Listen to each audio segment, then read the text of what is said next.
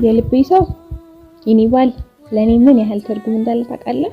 ለመግለጽ እቺ ትንሽ ጊዜ አትበቃኝም፣ ግን ደግሞ ቀለል ላድርገውና ከተገናኘንበት ቀን ጀምሮ ብዙ ደስታን፣ ሳቅን፣ ፍቅርን አሳልፈናል።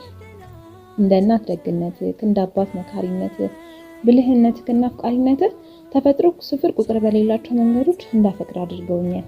በደስታና በመከፋቴ ቀን ሁሉ ከኔ ጋር ነበርክ። ሁሌም ሳይሰለች የሚያዳምጥ ጆሮክ፣ ሳይፈርድብኝ የሚረዳኝ ልብክ፣ ለኔ ድጋፍ ለመስጠት የማይሰስቱ እነዚያ ጠንካራ ትከሻዎች ሁሌም አብረውኝ ነበሩ።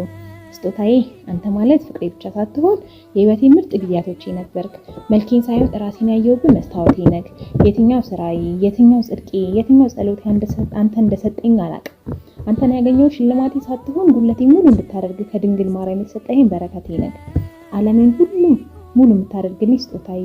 አሁን ያለንበት ቦታ ላይ ለመድረስ ትልቁ መስዋዕትነት ከፍለሃል። ለዛም በጣም ደስተኛ ነኝ።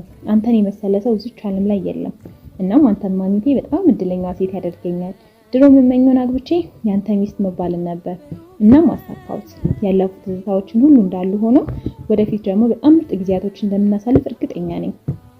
የሆንኩን ሁሉ ስለሆንክና ሁሌም አብረከኝ ስለነበር በጣም አመሰግናለሁ። ስለሰጠኝ ምርጥ ጊዜም አመሰግናለሁ። ህይወቴ ውስጥ ስለነበርክ ስለሆንክም ስለምትኖርም አመሰግናለሁ። የመጀመሪያም የመጨረሻም ስለሆንክ አመሰግናለሁ። የህይወቴ ምርጫ ውስጥ ብትኖርም ባትኖርም ምርጫ አንተ ብቻ ነህ።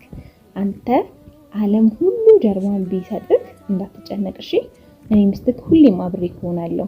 በጣም እወድሃለሁ። ድንግል ማርያም ሁሌም በመንገድ ላይ ቀድማክ ትገኝ። አሜን።